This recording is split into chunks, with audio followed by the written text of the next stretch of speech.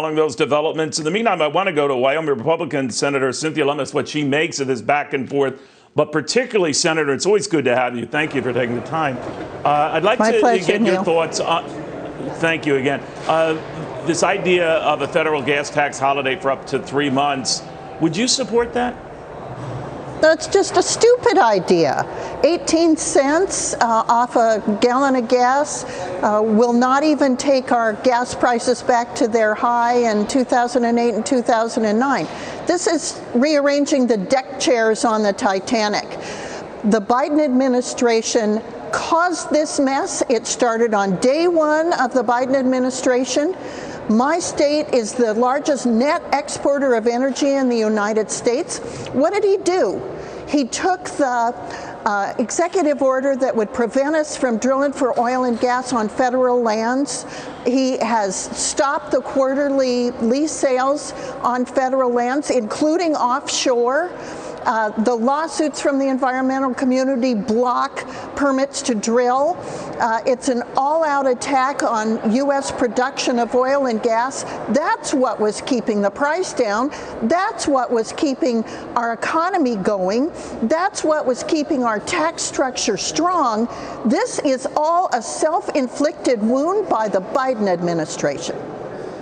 All right, now, you know the back and forth on this, Senator. They blame much of this on Vladimir Putin. We know about half the increase came prior to the first Russian boots getting even near Ukraine. Be that as it may, we have this oil executive powwow with the energy secretary at the Energy Department, not at the White House. I found that interesting, that if this were such an urgent problem, as the president clearly seemed to indicate it was and is, why isn't he meeting with them? Why isn't it at the White House? Well, exactly right. I think it's because he does know that he's responsible for what has happened here. You know, you can tweak it around the edges, you can try to blame Putin. None of that is real, and the American people know it. Let me tell you something, Neil. On my ranch in Cheyenne, Wyoming, we would be pulling into the hayfields right now. In my entire 67 years of life, we've never missed a haying season. I don't think we're going to put up hay this year because the price of diesel and gasoline is so high, and we're in a drought, so the hay crop is so small that it's not worth pulling into the field at gas prices this high and diesel prices this high. We'll take our chances. We'll buy expensive hay this fall to take into the winter. This is unprecedented. It's affecting everyone in every industry. It's affecting tourism.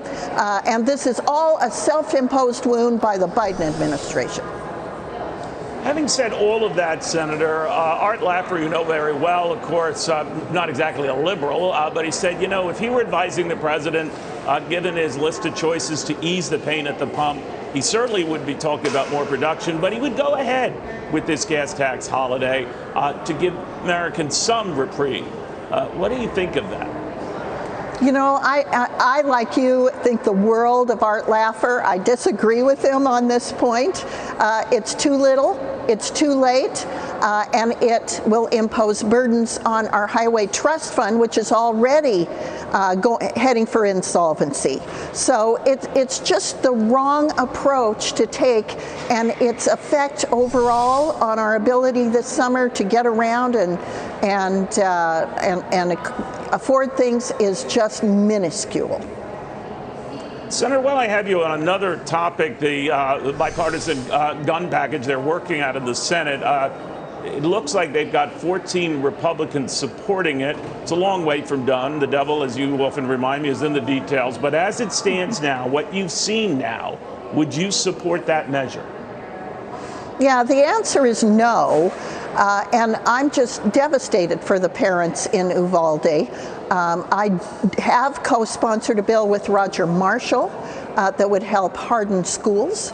I am supporting a bill by Ted Cruz and my fellow Wyoming Senator John Barrasso that would put more law enforcement out there. But the bill that is we're going to get to vote on, and by the way, we can't even try to amend it, is one that will impose restrictions on gun rights. And my home state of Wyoming has a gun culture surrounding hunting and self-protection and this is just not something that Wyoming people can support.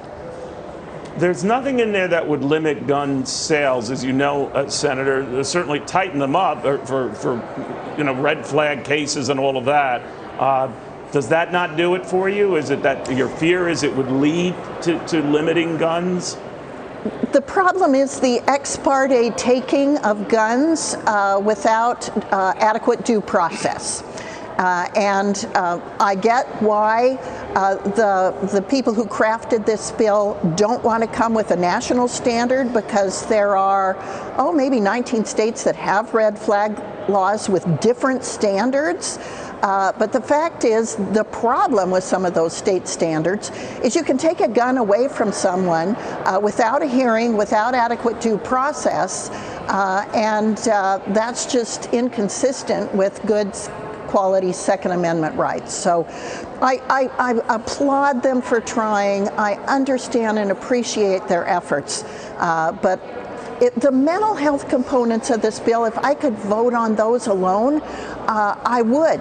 In fact, if I could have separated the mental health components of this bill from the rest of the bill, I would have voted for the mental health components of the bill. They won't allow us any amendments. This is a take it or leave it vote, up or down, and for that reason, I'm a no. All right, we'll watch it very, very closely. Senator Cynthia Lummis, great catching up with you again. You as well, Neil. Thank you.